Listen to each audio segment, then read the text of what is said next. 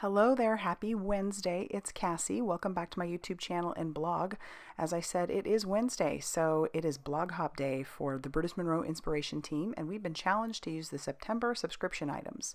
So I'm going to be using these tags along with a couple of the different subscription items through Brutus Monroe that are only available through subscription. And so let's go ahead and get started on what we're making. I'm going to be making these 3 tags. I'm starting off by putting 2 of those tags inside of my makeshift splatter box. And I'm going to take some of this Distress Oxide spray in the color Peeled Paint and just spray that all over that background, and even put some splatters by taking the cap off and just kind of tapping that lightly.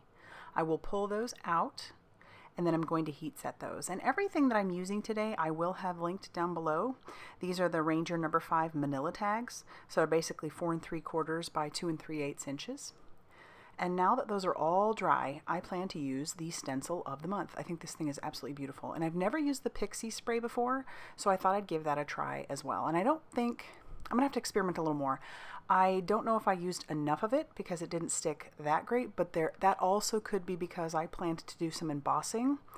So I also used my magic powder bag on my tags as well. So you spray it, you set it off to the side to dry for like a minute or so, and then you can stick it to whatever it is you're wanting to stick it to. But keep in mind that magic powder bag, that's going to keep things from sticking to it. So that could have been my problem.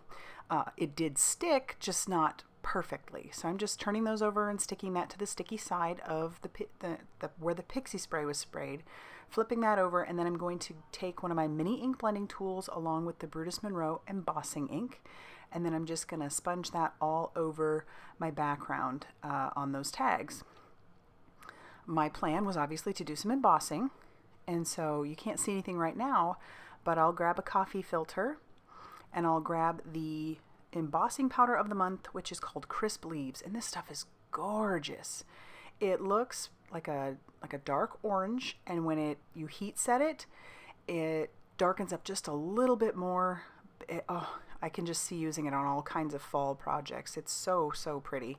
So here they're ready to go, and I'm just going to heat up my heat tool and put that all over that until that is smooth and melted.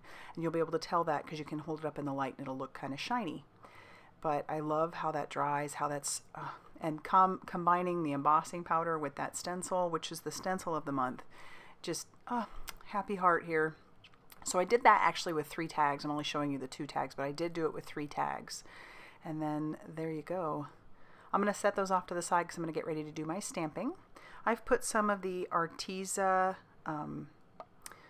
Expert Watercolor paper inside my Mini Misty, and I'm going to grab 3 different distress inks. These are just the regular distress inks and the mini ink cubes, and I am just kind of inking all over that. I'll show you this about 3 times because I do it 3 times.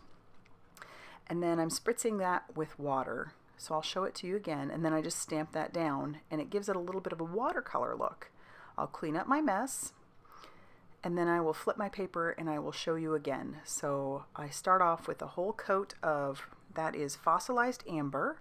I'm just putting Fossilized Amber all over my image, then just putting small dots using the corner of Fired Brick and also Forest Moss. Trying to be a little bit careful of where I put that Forest Moss in connection with the Fired Brick, because if you put too much water, that will turn into a brown, which is why I only spritzed it a couple of times. And then I'm going to move my stamp, because like I said, I would like a 3rd one. And then I'll stick that down, close the door of my Misty, and do the exact same process all over again. And I think I actually got a little bit closer with my spray bottle, and so there was more water, which gave it even more of a watercolor look, which you will see after I'm done stamping. It's just a fun way, to use your stamps, just another way. I mean, you can always color, but this is fun too. And so I'm going to take the thank you stamp that comes in the stamp of the month, and I'll also stamp that onto the little banner. So I don't think I mentioned, but this is the stamp of the month. So these are all part of a subscription process. And then I'm going to fussy cut all 3 of those out. And before I adhere those, I looked through my stash, and apparently I only have white and black thread, but I do have this cream twine, which is obviously thicker than thread, but I thought I'd give it a try anyway. I want to just stick that onto my background. I'm kind of trying to manipulate that just a little bit, making sure those ends stay in there.